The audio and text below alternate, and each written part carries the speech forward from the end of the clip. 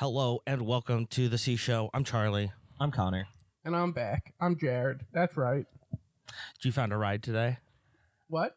Okay. All right. Moving on. Speaking of needing a ride, some new releases from the WWE. JC Mateo, Tonga Loa are the two minor ones here. But the third one, which was kind of a shock, was the New Day. So from Fightful Select and Corey Hayes from Body Slam reported that Kofi Kingston and Xavier Woods, also known as Austin Creed, are set to leave the company after a mutually agreed upon release.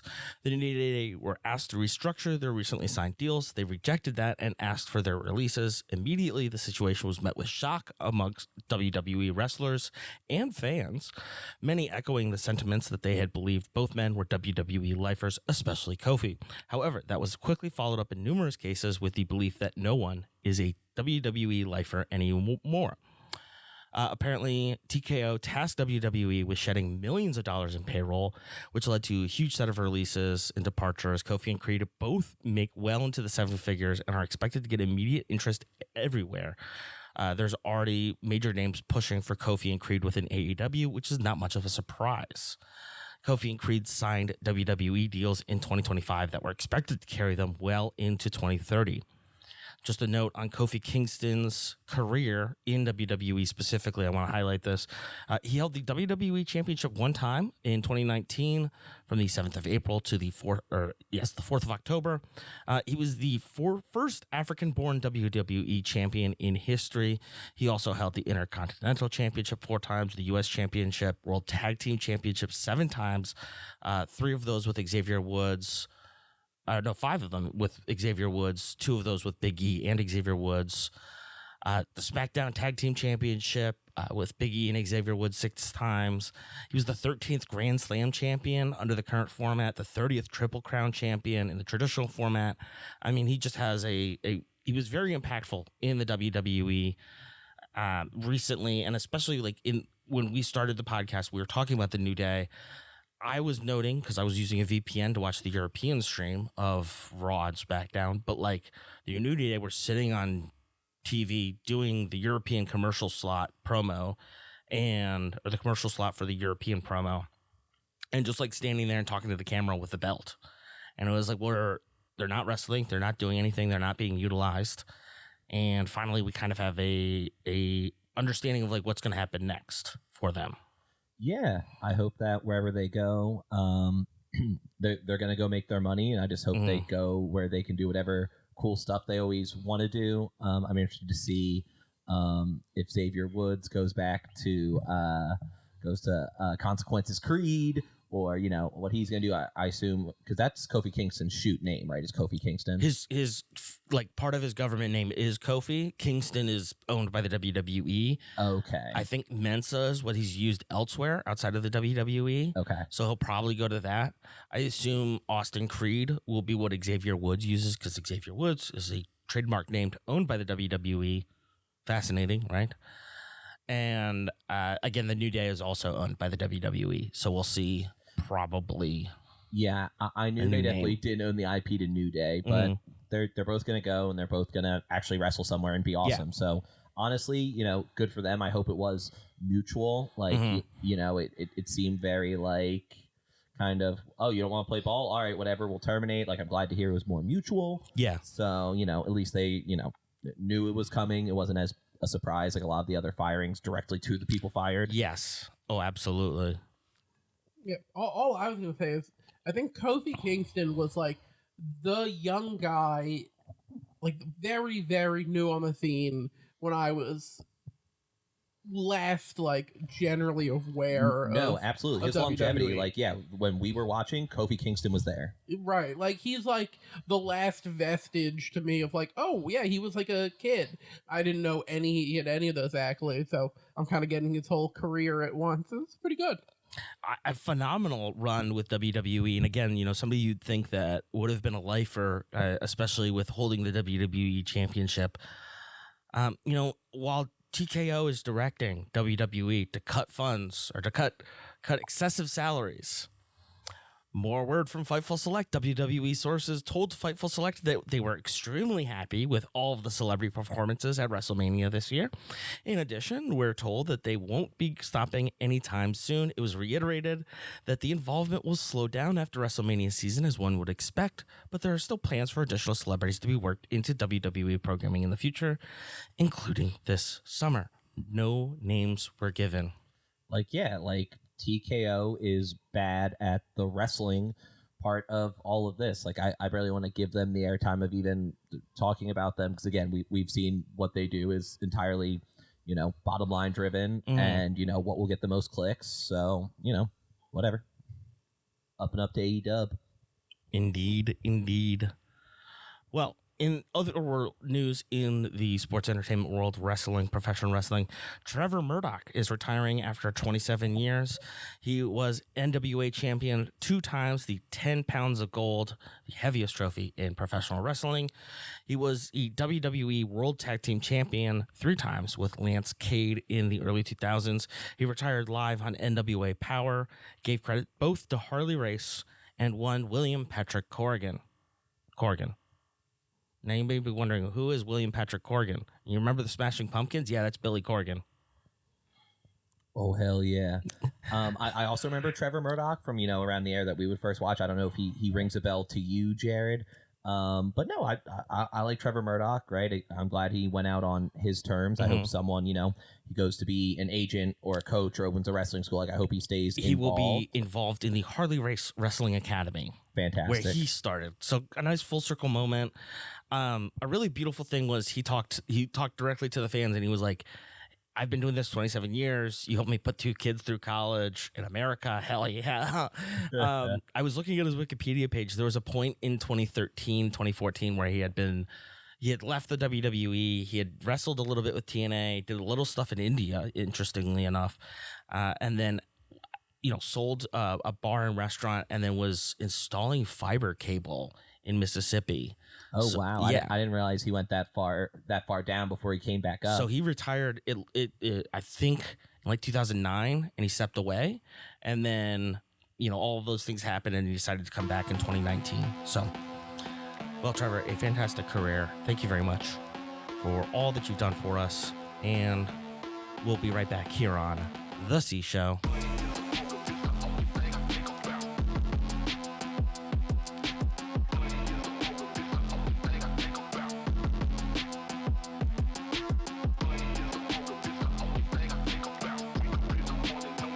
Welcome back to the C Show. We're talking Dynamite on the 29th of April. We got a full card in Fairfax, and Taz is back, baby.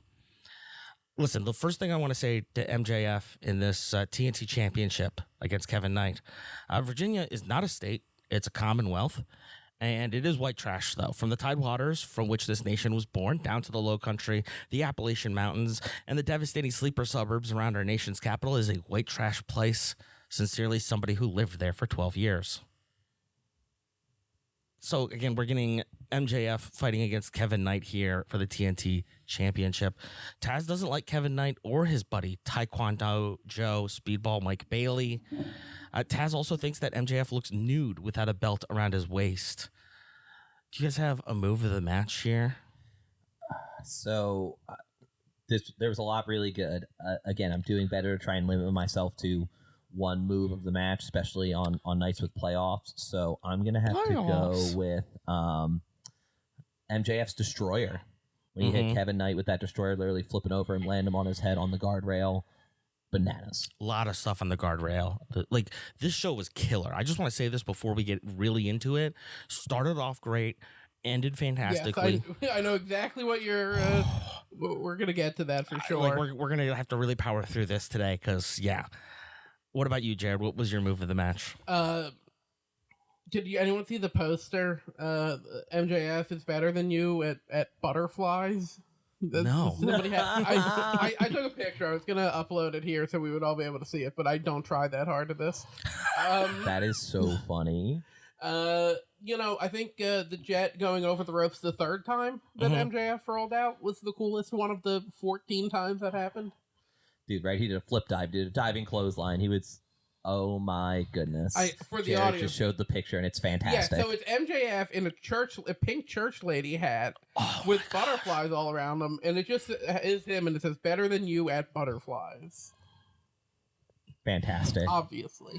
What else could you want before we get into the finish of this match? I hate to say it. I think my move of the match is like that whole sequence where Knight's knee buckles after falling out of the corner.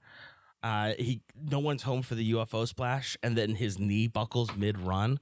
Huge powerbomb out of the corner, and Knight kicks out at 2.99. Fantastic storytelling with Knight's knee and how MJF was targeting it, how that even finished how that factored into the finished here. While Knight struggles, MJF goes to the table to get the belt, but it was a ruse to deploy the Dynamite Diamond ring. But Knight hits him with the low blow, inside cradle, 1, 2, 3. It's over. The jet flies too high. Real quick, I'll jump in because what a great way to do this match. Make them both look great. Yes. And still have a finish where it's like, well, that doesn't prove anything, and you get to do it again. That's why some companies don't do big name matches like this, because you either have to have some bullshit ending or one of them has to lose. So I love how AEW is willing to do this. It led the other part of the story along too that we'll get in a second. But again, this is just really well done match. MJF takes out Kevin's knee, but it's Darby from the fucking ceiling. Scorpion death drop. Darby. MJF gets a mic. You people suck. 2 peas in a pod. You and Darby Allin. That match doesn't count. I don't care. The only thing I care about is the Triple B. Give me my rematch, Darby. Darby responds, no, you got to put something on the line. And I think I know somebody who deserves a shot if I survive against Brody tonight, and looks at Kevin, and out comes Brody. But Brody has bad news. Darby, you're not going to survive tonight. And Kevin, you're going to be facing the new AEW World Champion next week. We get the Darby Brody highlight reel, and it leans heavily into their punk and hardcore influences. I mean, obviously, we've talked about Brody being in God's Hate, the front man of God's Hate, the hardcore band. Darby, obviously, very steeped in the world of goth alternative stuff, sort of his whole vibe, The Crow, R.I.P. Brandon Lee, etc., etc. I love that little segment. It was really great at recapping both how they're friends, their opponents. It's all good. Cope and Cage are backstage with Renee. Cage has his fractured arm, but don't worry about his arm. Cage accepts the challenge from FTR quickly. Cope is surprised. Cage has told 1,000 people 100 times. He never said, I quit, during his last I Quit match. Who was that last I Quit match against? Was that against FTR? It was against Adam Copeland for, I believe, the TNT title. Ooh, interesting. Next up, we've got the Brawling Birds versus Emily J and Jordan Blade. The Birds counter Jay as tries to sneak up on the Birds, beating up Blade, but they hit 2 birds, 1 stone. After the sandwich in the middle, 1, 2, 3, and that's over. That was literally everything. Yeah, you got it. Mm-hmm. Chop, chop, chop, elbow, chop, slam, sandwich. Swerve Strickland was at the NFL draft. Thoughts? Kind of cool. Yeah, good for him. I wish I would get invited to be cool at the draft. Well, he called a pick. Yes. For the Jaguars. That's even cooler. Mm-hmm. Oh my, yeah, I would. I don't care. Let me pick the 6th round. Let me announce the 6th round. I don't care. Okay. Right. To an empty conference room, whatever.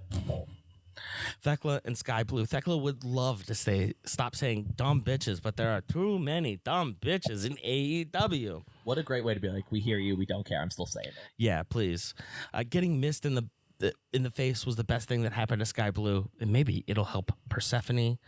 And as we enter back into the ring, we've got the AEW International Championship, Kazuchika Okada versus Ace Austin. Callis and Davis come out to support the Rainmaker. Callis joins commentary. Taz kisses his ass. Again, Callis, Taz working great. Callis is looking at the legs on Ace Austin. Who wasn't? That's where the show is, baby. He also says Don Callis family were the best wrestle. Callis claims that, but Shivani reminds him gently that that's AEW's tagline. And then Callis claims Okada's heart rate doesn't get above 60 beats per minute in the ring. Did you hear that? No, I missed that. Yep. He's so calm in the ring. His heart rate doesn't get above 60. What? What a great line. So many people are not going to be willing to think about it. It's whoa. My heart rate hasn't been below 60 since 4th grade. Same. My heart's great, dude. All right, give me a move of the match here. It It had to be when Ace Austin went to dive outside and Okada. Okada just walks away, and as soon as he stands up, just Okada hits him with a DDT outside the ring. Just drop you on your head. Fantastic. Oh, come on. You got to go with 2 times he pulled it. Ace avoiding Okada's grasps on the apron by going handstand mode, one-armed handstand. That was... Does he do that a lot? Ace Austin, yeah. You're both like, meh, meh, meh. Also, quick shout out, because I'm going to take more time. Fuck you, Connor.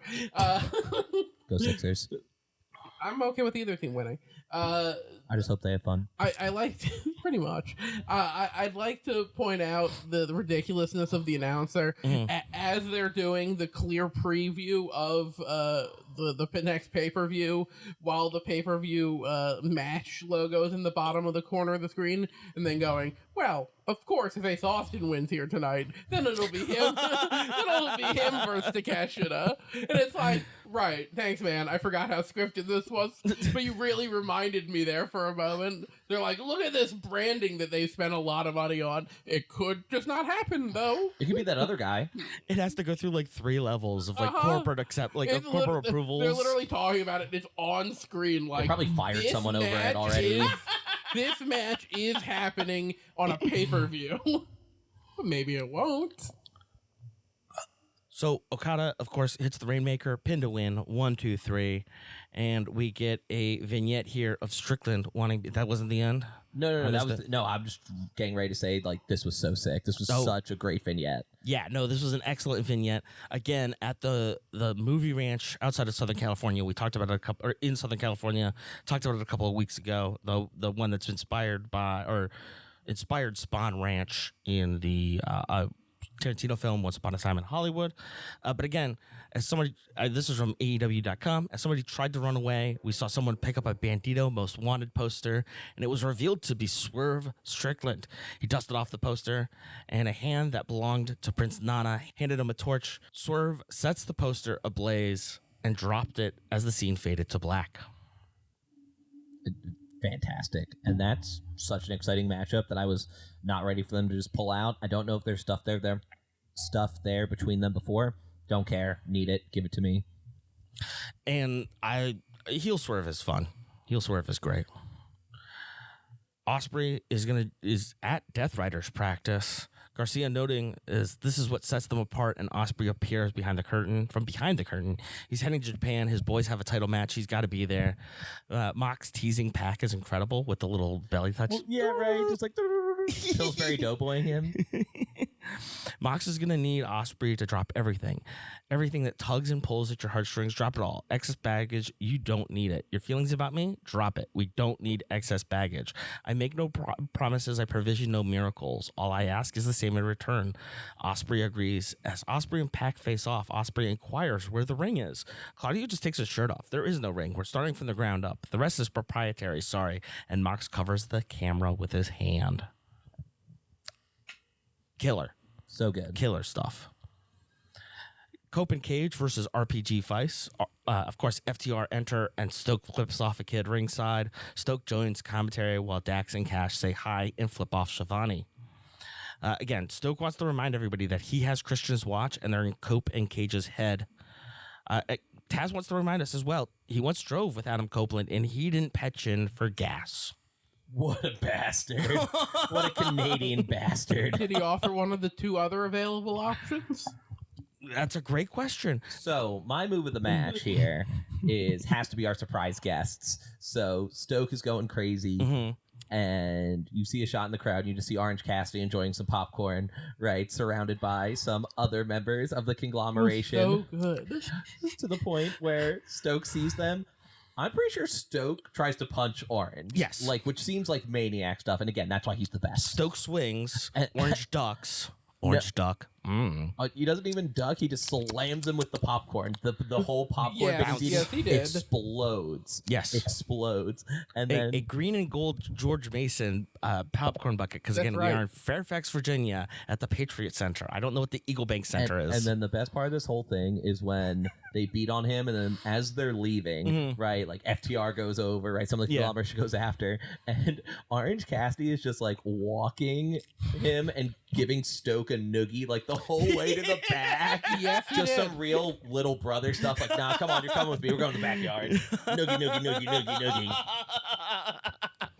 noogie. Yeah, that was my move of the match as well. Again, laughing to myself as I typed out Orange Ducks. And folks, we still have a tag team match going on. Jared, do you have a move of the match here? I wrote down a lot of what he said, but most of the match was spent with me coming up with different things that RPG could mean for RPG Vice. Okay. Oh, give me one. Give me one. Yeah. Rancid Pork Gang. Oh, I thought you meant like things it could actually be, not just like other words that start with those letters. I would still like one more though, please. Rigid Pecker Group. God damn it. See, and you ruined it. Charlie, finish the match. Go. No. Don't appease him. Go. Get. Beretta avoids the spear, but he puts his feet up on the ropes, disqualifying the pin. Spear by Cope, assisted by Cage. 1, 2, 3, and it's over. It was a tough one for Cope and Cage, but they pulled it out. Cope and Cage removed the crossbar from a chair, put it in Beretta's mouth, and forced him to say, "I quit." Backstage, Renee is with Jericho. Renee asks him, you were beaten twice by Ricochet with a Rick Assault. Is it an improvement? Jericho responds, imitation is the seriousest form of flattery. But he doesn't feel flattered. Out of nowhere, it's the demand. No more jokes, no more subliminal messages. You're going to get hurt. Eat shit, bald. Jericho responds, and the demand toss him into a road case. Ricochet does a flip over Jericho to taunt him. Yeah, it looks like he's going to do the Rico Sells calls in, lands on his feet. Just like, not worth it. It's like, damn, if I could just flip like that, like, I would only get places doing that. And I'd still land and go, not worth it. Not worth it. In the AEW Women's World Tag Team Championship, Kris Statlander and Hikaru Shida face off against the Divine Dominion, Lena Cross and Megan Bayne. The gentleman in the front row brought a combined sign that says, "She the best around." Oh, I'm with that. Thumbs up. I'm with that. Thumbs up. There was also MJF eats corn dogs the long way as Fantastic. well. Fairfax County, making me proud. Your guys, give me your guys' moves of the match. Jared, I don't want to cut you off. Do you want to go first?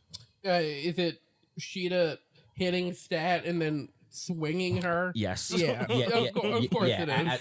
That's what I figured. That's why I wanted to let you say it Thanks. first. I pity wrote down one other thing, but it wouldn't have been entertaining. Oh, now you're reading it for sure. I was just impressed that Shida picked up Cross. Nice. Yeah, I was like, oh dang, look at her go. All right, so since Jared talked about that, where Shida literally tags Stat in by palming her face, like literally slapping her, palming her face, and then suplexes her into Bane, who's caught in the ropes, and Stat's just like, what the hell? Which I get. For me, there's a point where both of Divine Dominion are hanging on the ropes, and Shida does this sliding kick through the ropes that knocks, I believe, Bane to the floor and Cross in the ring, but it was just real smooth.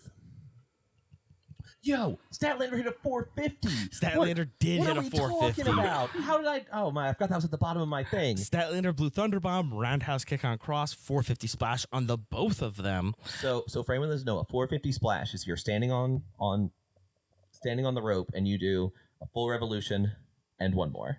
Yes. So 450 degrees. Bananas. Again, like Statlander is not small, not a usual high flyer like this. Like that was so awesome. Yeah, again, 4 incredible women facing off here. Meteora from Shida after the unexpected tag, Falcon Arrow powerbomb, but it really doesn't matter because the Divine Dominion hit the double choke slam, 1, 2, 3, pin by Cross, and it's over. They retain. Renee is backstage with Andrade and Don Callis, but MJF is mad. Darby Allin is on a reign of terror. Andrade, calm as always. How you know? The rage baiting gets to MJF, and Callis reminds Andrade that he's his money man and MJF is the money man. Can we just focus on business? Wild horses, what are you going to do? Callis notes to Renee as we get back to the ring here. We got Rush versus Steven Fuerte. Yeah, buddy, you're fucked. This is Steven's AEW debut. His ring gear reflects his Salvadorian heritage. A large group in the DMV recently. We all benefit from more pupusas in our communities. From AEW Enhance on Instagram, Steven has been competing since December 2021. He trained at the MCW Pro Wrestling Training Center. He notably held the Voltage Lightning Championship there. And also shout out to the production team member who had twins. Fuerte puts out a hand in sportsmanship, but an elbow strike by Rush drives Fuerte out of the ring, drives into the barricade. Rush drop kick in the corner, 1, 2, 3, and it's over. Commentary mentions that Fuerte should have updated as well. I hope he did. On the mic, Rush reminds us, when you mess with the bull, you get the horns. Yeah, but Rush's horns are his feet. And real quick, like I know we always tease about the people like getting jobber intros, getting squashed, like to again make a debut on a worldwide wrestling program. Like still shout out to them. That is unbelievable, right? And again, it's a foot in the door, man. So shout out all the other ones that come in and kind of do these jobs, as we say, right? Go do your thing. Yeah, it's still cool as hell. It's a job, man, you know? And that's why I try to include more stuff from the AEW Enhance Instagram account, highlighting these people. We're going to talk a little bit more about Nixie XS here in the second half of the show. But Renee is with the new and improved ops, Bowens, Hook, Samoa Joe, and Shibata. Joe says the game plan may be a declaration of intent. We plan to do it with Shibata, with Bowens, multiple-time world champion, a man who's been undervalued, underappreciated, and most importantly, underestimated. And Hook, who intends to be the king of TV when he captures the TNT Championship on Saturday. But we just need one last tactical acquisition, and that brings us to Will Ospreay. Remember who had your back last time? Do you want a relationship of convenience or of confidence? Stoke backstage has an interesting proposition for Orange Cassidy. You can go one-on-one with Dax, and if you win, you and any member of the conglomeration, again, Fabulous Freebird style, which we've discussed before, you'll get a shot at the tag team titles. If Dax wins, it'll be us against you for the trios title. Ciampa enters and reminds us that he shelved Briscoe, and they're going to take the trios titles together. The social media clip I saw earlier makes sense now. What else did Ciampa do? Did you have anything else that Ciampa did? I think I may have missed it. He eats a piece of popcorn that is still stuck in Stokes' beard. Incredible. He grabs it off and eats it. I also had no idea that I really needed FTR and Ciampa to do stuff together. And now, like, I need Dax to win next week because I need to see this go. Okay. So that Cassidy and Ciampa can go at it. Interesting. In the AEW Men's World Championship, we've got Brody King versus Darby Allin. Before the match, they show us what Darby has been up to. He's just hanging on the back of a side-by-side and doing dirt jumps. Sick. They shake hands, but Darby goes with the quick drop kick, as the Fuck Ice chants break out, I want to just take a second here and get on my soapbox. This is from WVTF, a Virginia public radio station in 2025. Quote, census numbers show that more than 320,000 full-time civilian federal employees live in Virginia. A majority of these people were impacted by Doge. This is my personal opinion now. A majority of these people were impacted by Doge cuts last year and then continued cuts across the board from those various funding lapses. These are people that coached my sports teams, that taught me how to tie nights in scouting, that cooked foods for our event at church. Good, normal Americans. These cuts are not in the name of fiscal responsibility. They are designed to destroy the safety nets of our federal government for the Epstein class, terrorizing communities around the world. Continued action will not only depress the area economically, it will lead to serious financial consequences for the entire Commonwealth of Virginia. Okay, I'm stepping off my soapbox now. My move of the match, Brody senton on a folded Darby. Jesus, that was the move of the match, Shivani notes. I figured you're going to say that, so I didn't. What, my soapbox bit? Or Jesus Christ. It was probably when Brody rips off the top of the announce table, like throws and sets it up on the barricade, and then Darby comes up and starts to like rear naked choke him, like tries to like jump up on his back, like again little brother style. And Brody's kind of like right trying to shake him off. Then he's like, you can kind of see the light bulb happen. Yeah. And he's like, oh. And he just kind of starts running towards the setup part of the table against the barricade and just like flop dives into it to land on Darby and break the choke. There's so many moves of this match. This was... I mean, what a match. I mean, obviously, Brody going completely through the barricade. Incredible. My jaw was wide open. Look, Darby's gonna Darby. We know he's gonna coffin drop, but doing it onto concrete is... After he power bombed Brody insane. off the apron onto the exposed concrete. Which is insane. Yes. And then one of my favorite spots was, because I don't know if I've seen it in this way, was Brody just completely eating a tope suicida. Yes. He did not catch him. He did not move out of the way. He let him hit him and went, oh, okay. Just ate it. I am a wall. I am a 6'3" wall. I got flashbacks when Brody dragged Darby and then throws him onto a cameraman. The director didn't cut, and so you've just got the camera guy on the floor, and Darby is pulling up. He's exposing the floor mats, but there's a cable caught. There's a cable caught going to the camera, and so they're trying to like finagle it and like not be on camera. Oh my gosh, brilliant. This was a moment where I was like, this is why we started watching AEW. This is why we moved over. This shit is killer. WWE would never do this kind of stuff. For me, it was mostly the being really shitty people. But yeah, camera angles. Cool. Cool. Glad we're on the same page. All right. You heard it here first. Local soapbox operator. The soapbox renting store is doing numbers. Darby powerbomb to the concrete, coffin drop. Brody beats the count, double coffin drop, and it's over. Darby retains. 1, 2, 3. Holy shit. Knight looks on, the crowd starts leaving. We still have time on the clock here as Darby themes play. They stumble. What a fucking Wednesday night war. They shake hands. They are opponents, not enemies. Killer show. Yeah, no. Fantastic show. Great pacing, great matches. Yes. Again, I love them being able to have matches with big stars and have finishes that still make sense both like for entertainment and for business. Indeed. Any other thoughts, Jared? No, great Dynamite. Loved it. Well, we'll be back for more of the C Show.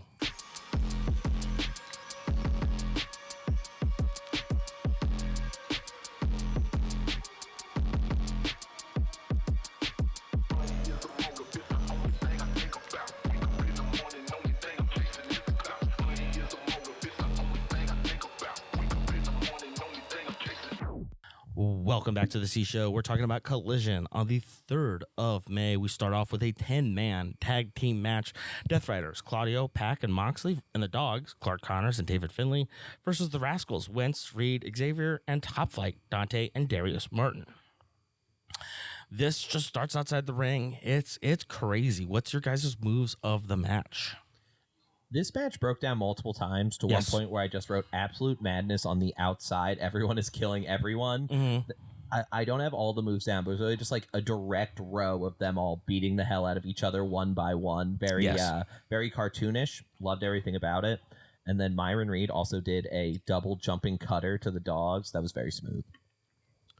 This match validates me saying that the War Dogs and the Death Riders were practically the same, so I feel pretty good about that. But look, y'all, I know, I was all right. Connor doesn't want to get you in on the. I was a little under the weather this last week. Are you fucking breaking kayfabe, dude? Yeah, bro, kayfabe. I'm breaking. I was sick, and I can't lie. I'm just recovering. You might hear me. I'm a little nasal. Not that I'm not normally, but I'd been taking a lot of Robitussin, maybe a little too much for Collision. So I'm gonna have to interpret some of these notes a little artfully tonight for this. Oh goodness! 10 men was too many men. God, that's a lot of men. Have you ever watched a Royal Rumble? It's 30 guys. Yeah, but at least they're all. You only got to watch the ones in the ring. True. I think my move of the match was super kicks to Claudio's knees, and then they go 5-on-1 on Claudio. We get Finley's assisted spear, pack, lariat, Claudio playing defense during the brutalizer on Darius, who taps out. I really like this dynamic where in group competition, we're seeing people like play defense during the pin opportunity. That sometimes works, sometimes it doesn't work, sometimes it doesn't matter. I love it. It's interesting. Jungle Jack Perry is in the bus. They're moving full steam ahead. 2 challengers left in the dust. If I know anything, there are bound to be more. I'm the national champion. If you don't like that, fuck you. After being told he can't say that, Perry tosses the poor cameraman out of the bus. Once again, I'm traumatized. They were also taking a leak, and Jack snuck a peek.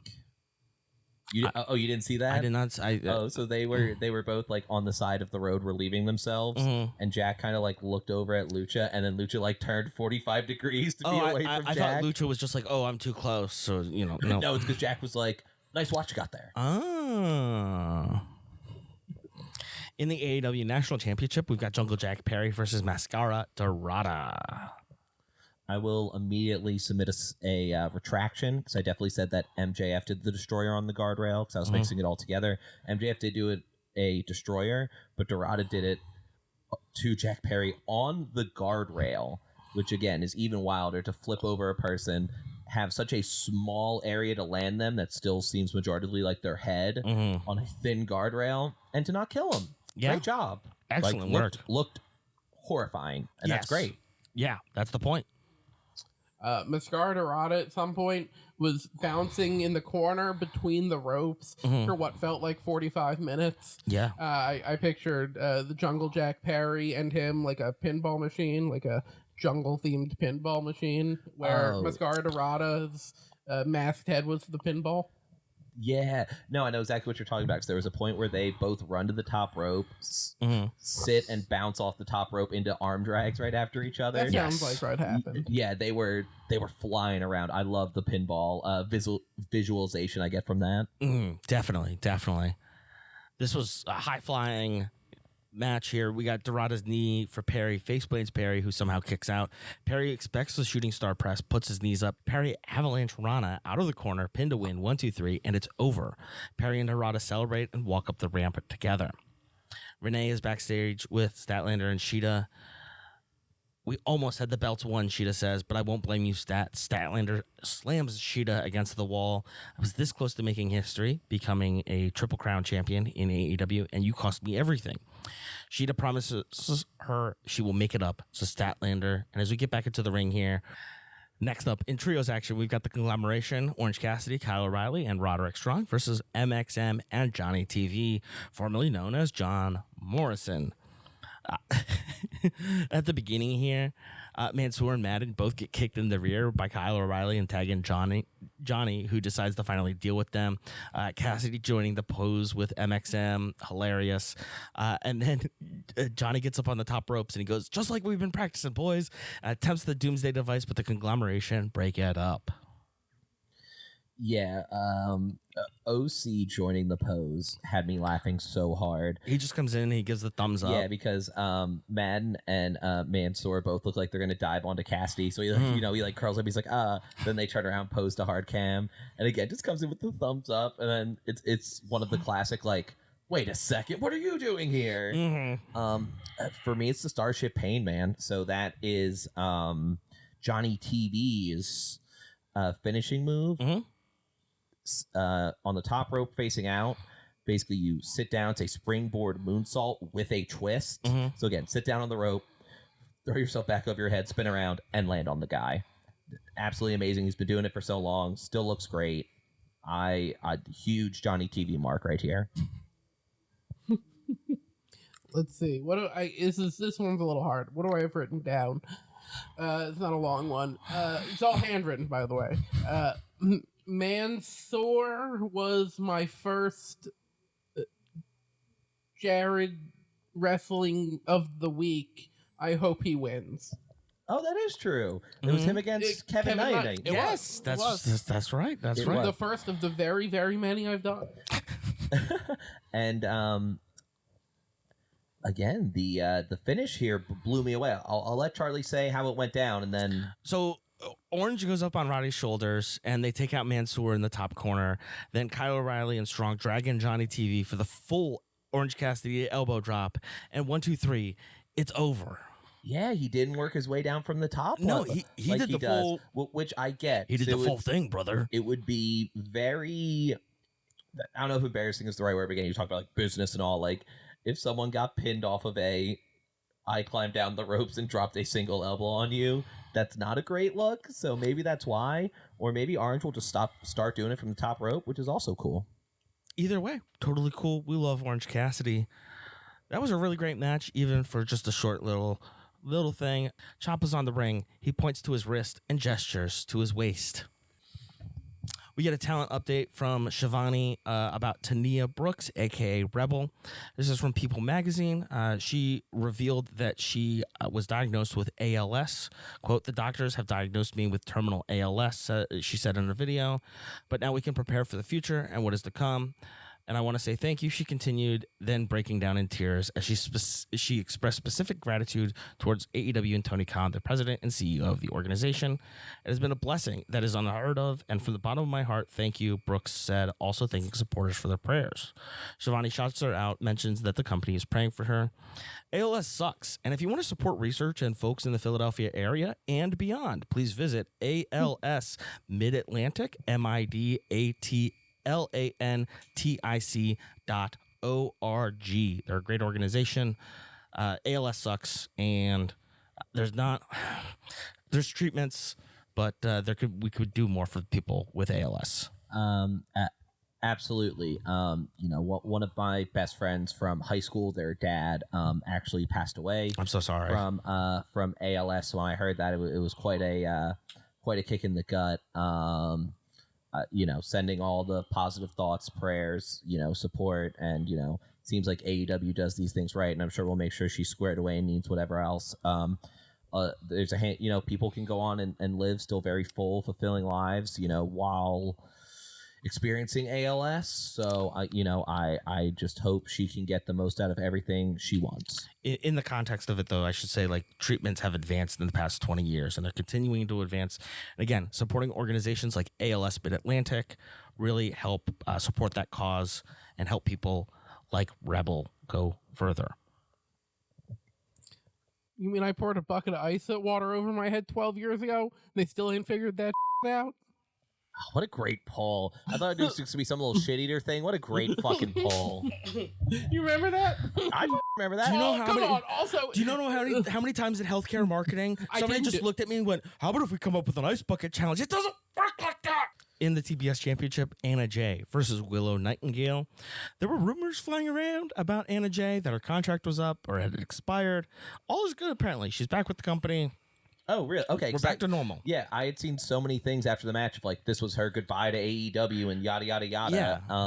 So she's still just under contract? She's just under contract. She was taking a break. All is good. People cycle in and out. It's not too clear. She posted something where she was like, "You guys were all wrong. Don't talk anything if you don't know anything." And it's like, okay, hell yeah. fair enough. I love it. My move of the match, Willow, Death Valley Driver. Hit me. It was probably actually Anna Jay. She did a really nice flipping neck breaker. Willow was kind of leaning over, and she just grabbed her head, jumped over her, and slammed her on her back. Very smooth, very beautiful. I just wrote down Willow Nightingale, comeback killer, 4 for 4, would let her make it 5 for 5. But I don't know what that means. Yeah, you don't know. All right. After the Death Valley Driver, Willow barely kicks out of the pin. Willow, Babe with the power bomb. 1, 2, 3, and it's over. Willow retains. Backstage, Renee is with Shida, Statlander, Harley, and Mina. Shida got Statlander another tag match against Harley and Mina. Harley wasn't sure that she was allowed to wrestle. Mina pleads with Statlander. Why would you trust her? Do you know where you were when Toni got attacked? And again, we're pulling this thread. I very much enjoy it. It would be killer if they just like built up to an episode of Dynamite or Collision where it's just all black and white and it's Mina solving crime via wrestling. May the 4th 6:31 p.m. Mina did it. First thing, Mina did it. Good job. You'd make a great detective. And then we have a tag team match on deck. I was very glad to see the Bang Bang Gang of Juice Robinson and Ace Austin be back to take on the Death Riders of Wheeler Yuta and Daniel Garcia. So, wait, no, we're going to go back. I get to do the counter pull. I get to do the counter pull. No, you don't. You're saying Mina did it? No. You're saying the wife did it? Yes, you're saying the wife did it? Who's sending her flowers? Who's sending her flowers? It was Marina. And they love each other. Stop being homophobic. I'm not homophobic. I'm just, I don't want to get into stereotypes. Connor's excited to see the Bang Bang Gang. Start it off for me, Connor. Wait, do I need to introduce it again, or do you just want me to actually talk about the match? No, I don't know what we can actually use from that. Death Riders, Garcia and Yuta versus the Bang Bang Gang. Ace Austin and Juice Robinson. The juice is loose, baby. Complimentary. I love the Abraham Lincoln shout out. The power of Abraham Lincoln, as John Moxley put it on commentary. Moxley also saying not everything is for public consumption. You know what I mean? Just so funny. And for me, honestly, it was just when Yuta gets his head bounced off the announce table and manages to get himself busted open. That's a thing they do all the time, and no one else but Wheeler Yuta just gets himself cut as hell, getting slammed off the announce table, is bleeding the rest of the match. Out of the break, the Death Rider death spiral, and then Garcia hits the Peruvian necktie, basically holding Austin's head in his knees like the special pillow that I use to keep my hips open while I sleep. And literally Moxley's like, that Peruvian necktie? Is that Peruvian necktie? Yeah. And literally calls Shafir over to confirm. It's like, let's get the expert. And calls me, that's Peruvian necktie, right? It's like, yeah. Fantastic. Like, commitment to the bit like no other. John Moxley for whatever he wants. Oh, I was hoping he wouldn't look at me. Look, I am currently aware that was Wheeler Yuta in the ring, but I was not aware when I watched it, and therefore I don't think I should say anything I wrote down. Marina gets hit by a bloody Wheeler on the ropes. Garcia saves Yuta only by the skin of his teeth. No one home for Yuta. Senton. John Woo dropkick by Austin. Juice gets up for the DDT. Pin to win. 1, 2, 3. The Bang Bang Gang wins. Mox has to admit, that was sweet though. Garcia attacks after the bell rings. It's the Guns. Colton and Austin are reunited. Guns up. Bang bang. Suck it. Shafir intercepts, saves Mox, but Yuta's going to take the 310 to Yuma. Guns up. The Collision Cowboys are back. This is our show. And if you don't like that, guns up. Bang, bang, bang. It's great to see Colton Gunn back. Yeah, I'm excited. I hope they can kind of get into this trios mix and all now, too, and really, really spread their wings a little bit. Yeah, Bang Bang Gang all day. Backstage, Lexi Nares with Divine Dominion. Lexi is not standing with them. She's standing below them. Which other two women in this division even have a chance? Do you want to try? The only way this division has a chance is if the gods strike us down. Back in the ring, we've got Sky Blue versus Nixie XS. Again, AEW Enhance on Instagram. Fantastic content. Please check them out. Nixie previously made her debut on Collision on the 28th of March. Go back a couple episodes. She teamed with Haven Harris and Amina Belmont against the Brawling Birds and Mina Shirakawa. End quote. You can hear Sky Blue calling shots. Pretty cool. Before slamming Nixie into the steps before the draping cutter off the apron. Blue pulls XS up again after the nearly guaranteed 3 count, showing the power of the control. Sky Blue then hits the descent into madness, the dragon sleeper hold, full body scissors, and Nixie taps out. I love that she calls it the descent into madness. Yes. I love when people just give their own names to moves. It's like, I don't care if everyone else does it. I do it like this. And it's a great name, too. Oh my God, it's a great Sisters of Sin, Triangle of Madness, perfectly on brand. So Sky Blue is, I believe she's dating Kyle Fletcher. I don't think they're married yet. They live in Chicago. I know this via Kyle Fletcher's vlogs. That's the thing he had told everybody online. It's not a thing I just know because I know things. He's definitely not super creepy. Because you're following him. Yeah, exactly. I'm stalking him. He heard his name. Kyle Fletcher was backstage at Collision. Hell yeah. So, good to see him at least up and around at AEW, at least hanging out with the folks. But to finish off our main event here, the TNT Championship, Hook with Katsuyori Shibata versus Kevin Knight. Shout out to the guy at the card show on Sunday who looked at our card binder, our wrestling singles, and went, "Who's Hook?" And I told him it was Taz's son. He goes, "Who?" And I go, "Taz's son." He's like, "Oh." And he said, "What's that?" And we were like, "Are you a wrestling fan?" He said, "No." Yeah, Jared was totally there and was with us and helped for sure. This is Hook's first TV match since December 3rd of last year, where the Ops, Hook, Katsuyori Shibata, and Powerhouse Hobbs defeated the Dark Order, Alex Reynolds, Evil Uno, and John Silver on Dynamite. It was like a 7-minute match. He's been doing a lot of dark stuff. He beat Leo Sparrow in the Independence, which is a shame. But give me your move of the match here, guys. I will give you two because we're at the end here. Yeah. So both of them try and do judo tosses, just like classic, like hook under each arm, step in front, try and throw over your hip, and they both land on their feet. Just trade them immediately. And then it's got to be when Knight runs up off the steel steps. Hook catches him, puts him down for not even half a second, and does an exploder where he's pinching his legs to his head and literally sends him into the first row, not into the barricade. Yeah, no. Into the first row. It's straight up honestly, I've only seen that stuff in the Independence, like where somebody is like tossed onto fans. They've done that sometimes. It's very possible they were students or whatever else in the know. It's like, hey, it's going to happen. Protect yourself. Either way, so cool. Wasn't expecting it. Man, I think I might like Hook. He just does the suplexes like Taz. He just tries to throw him around. I might be a Hook guy. I like Hook. He's got sort of like the bare knuckle boxing vibe. That's sort of the vibe he brings. He puts Knight into the corner a couple of times. It starts hitting him in the midsection with the left and right hooks, if you will.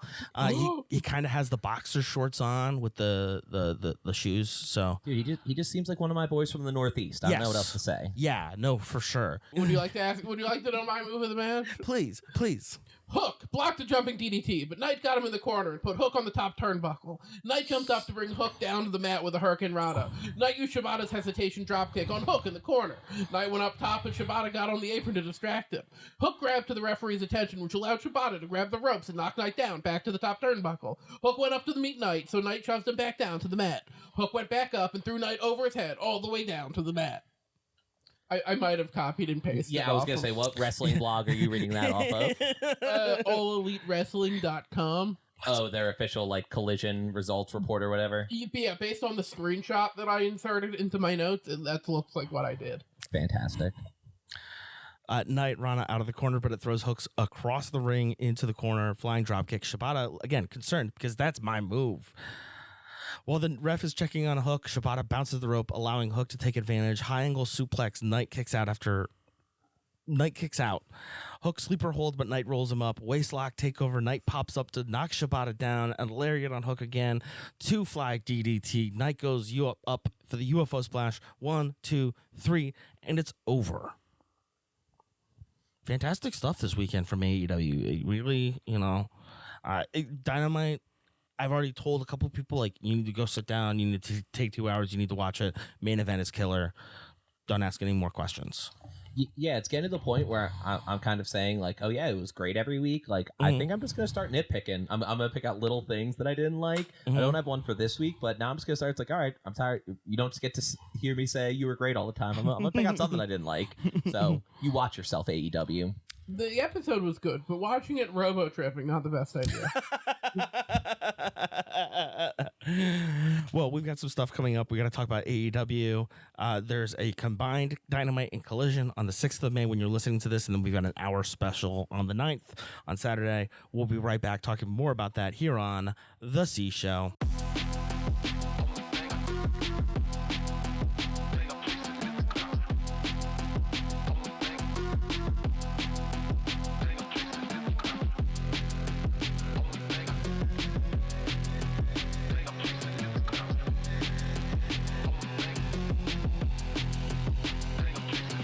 Welcome back to the C Show. We've got a combined Dynamite and Collision on the 6th of May, probably as you're listening to this, but if not, you can go on HBO Max and catch the VOD. We got Mina and Harley versus Shida and Statlander. I think this is going to be a really interesting match. Harley, we haven't seen Harley in action. She's been, quote unquote, depressed, right? Because nobody wants to wrestle with her. Shida and Statlander, what's going on there? We saw Statlander fight back a little bit. But again, where was Statlander when Toni got hurt? I really think Shida and Statlander are going to be up here. I think they're going to win. I think we're going to get to a point where Stat just starts like not exactly controlling Shida, but where she just like takes the boss role. It's like, you're going to listen to me, or right, you'll be back on the shelf, like something like that. I feel like that's what we're building to. Gotcha. In the AEW Continental Championship, a eliminator match: Jon Moxley versus Juice Robinson.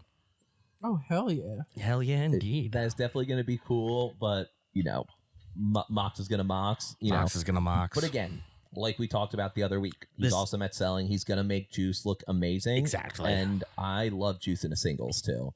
Like, we always see him tag and all. Like, I love Juice in the singles. Juice, freshly squeezed. Let's go. Speaking of freshly squeezed, Orange Cassidy versus Dax Harwood in a double Jeopardy match. Again, a reminder here that if Orange Cassidy wins, then him and another member of the conglomeration get to face off against FTR for the tag team title. However, if Dax Harwood wins, him, Stoke, and Cash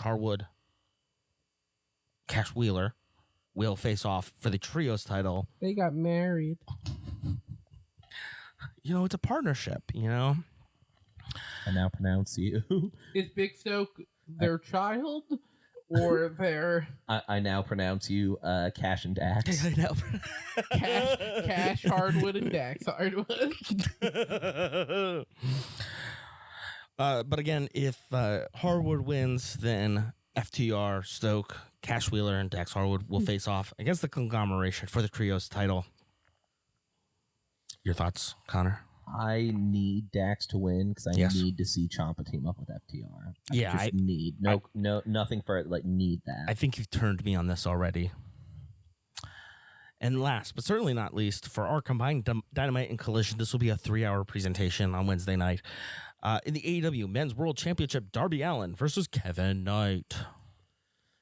There's certainly going to be a lot of aerial moves. Yes. And I cannot wait for the stuff they're going to cook up for this. I'm so worried because I want to watch all these, but like I don't know if I'm contractually allowed to watch Collision. And when do I stop? Just like 2 hours into the 3-hour show? Or I think you need to review your contract. Is that... Yeah, you should review. Am I reading that wrong? You are. You have read it incredibly wrong. You guys are getting paid for this? Only I am. Thank you.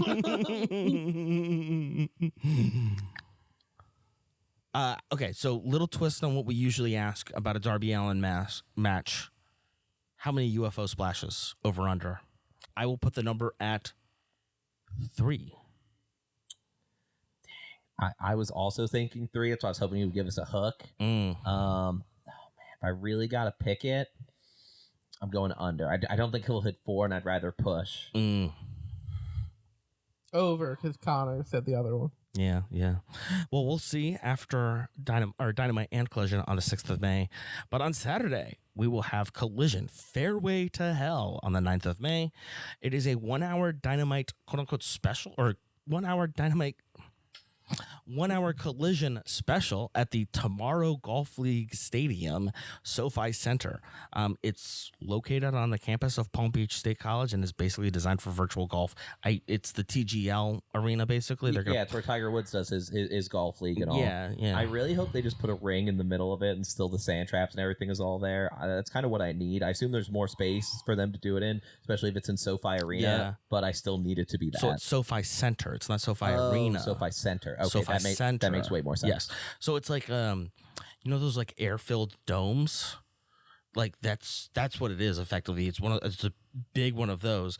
Apparently the play field is about the size of a football field, an American football field for our European listeners. So that's 100 yards long, and then I think it's 30 yards wide. about approximately? You're saying a football field? Yes, yes. 53 and a third wide. Thank you. See, I knew they could rely on you for something.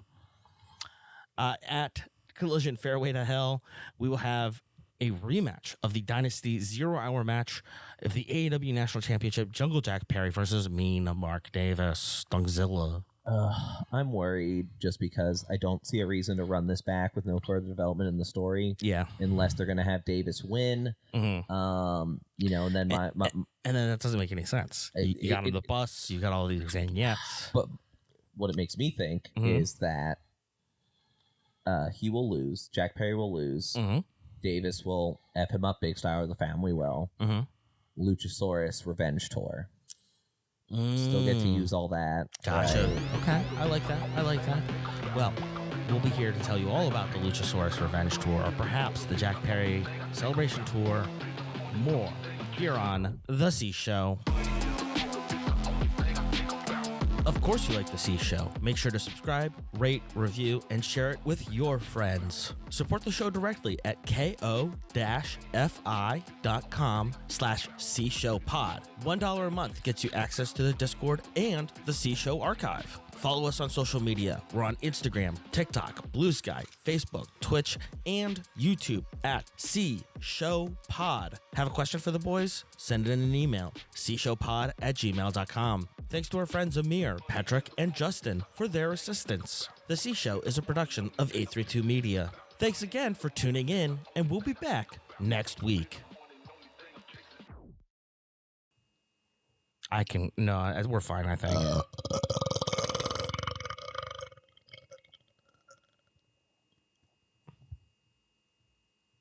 That was beautiful. Are we ready? Yeah. We definitely cut that out. You think we left that in, you maniac?